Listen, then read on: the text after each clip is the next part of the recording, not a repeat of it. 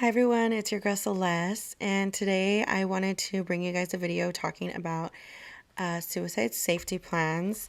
It was National Suicide Prevention Day recently, and I just wanted to kind of let you guys know what a safety plan is. If some people don't know, I'm sure some people don't know, but basically, it's what therapists and providers and even family members give to people who are struggling, or even if they're not struggling, they just make a safety plan with someone just in case that person ever is at a point where they feel just like they can't handle anything anymore.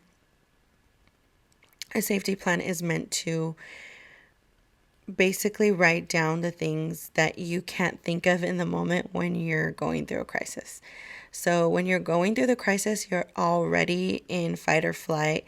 You're in survival mode, like you're not thinking straight sometimes. So, to think about all these things in that moment is not going to help. So, a safety plan is basically it's preventative. It's like when I am feeling like this, I just bring out my safety plan and I can read it instead of having to think of this all on the spot.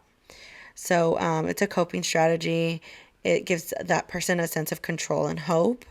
And it also reminds them how to connect. So, connect to crisis services, connect to their therapist, whatever it is that they need to connect to.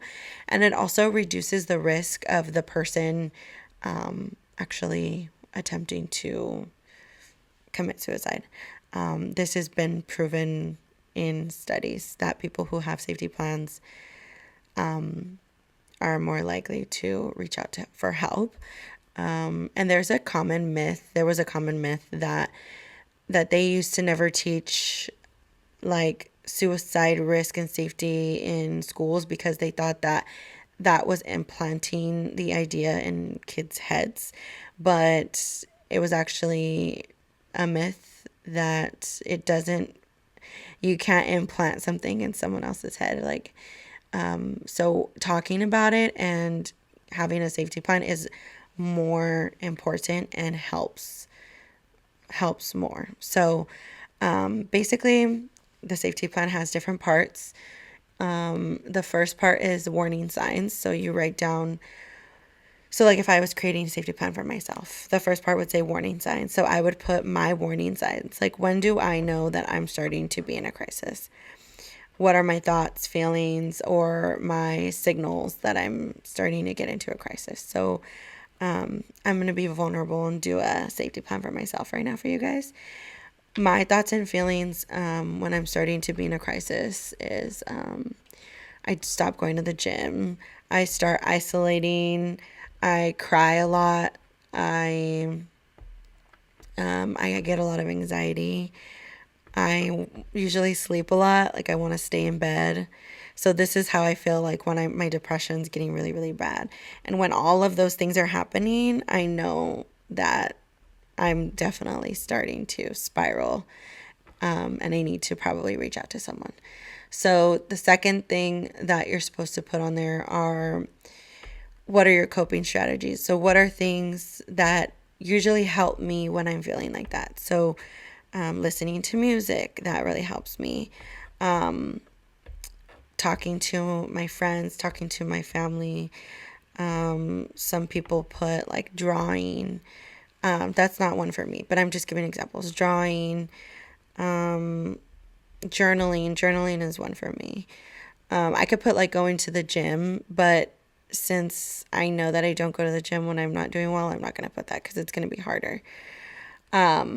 And then, so after you put what helps you, what coping strategies help you, you put what people or places help you when you're feeling like this. So you could put, I enjoy going to the park when I'm feeling like this, or I enjoy going on hikes, or I enjoy just going outside with nature, or I like being at home.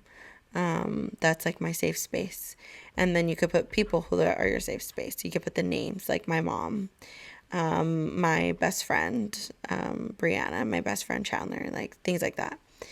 Those are people I can talk to. Like I know I can reach out to them and they're just gonna be there for me and help me.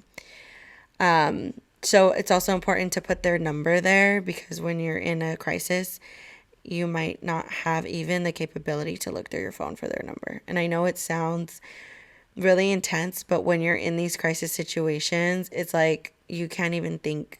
Sometimes you can't even think about looking through your phone. Sometimes you don't have your phone. Like, I worked in crisis for many years.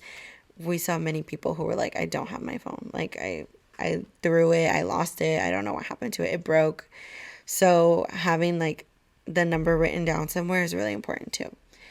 After that, you put professional resources. So, like your therapist's number, your counselor's number, the local crisis line number, and then, of course, 988, which is the National Suicide Prevention Line. That's a really easy number to remember. And then the last part of it is, well, the last two parts of it is, how can I make my environment safer? So if you're someone who has a lot of medication lying around, then you could put all medications away. If you have a lot of like sharp objects around, you could put sharp objects away. If you have any firearms, you could say, give my firearms to someone else, or let someone know to take away the key or the lockbox or whatever it is. Things like that.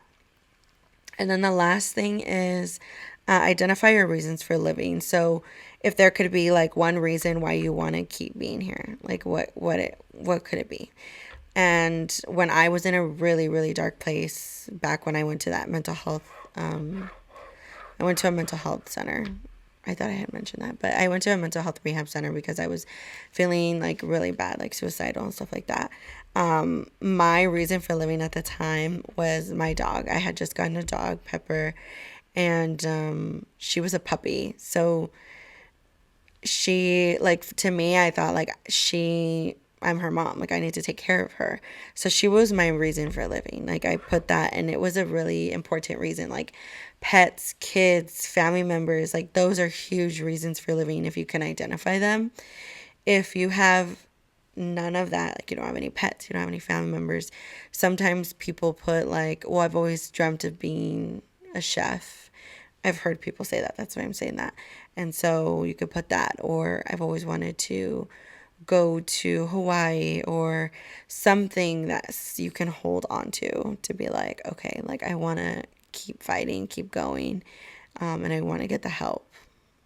So yeah, that's basically a safety plan. I know it's a lot, and for me, I'm a visual person, so it's easier for me to see the actual safety plan and fill it in. If you Google it, like safety plan, there's so many that come up, and they all have the same little sections, and you could just fill one out. Or if you know someone who's struggling, print one out and say, hey, can we fill out this safety plan together? Like, this is just in case. I don't want you to think that you're going to do anything. Like, I just want to make sure that we have it just in case. So, safety plans are really amazing. I've filled out many, many, many with a lot of people. Sometimes people put them on their fridge, or their kid, like the parents will put their kids' safety plans on the fridge, or they'll, it's just like, just to have, just in case. You never know. Let me know what you guys think of this video. Like, comment, share, subscribe, and I'll see you guys next time.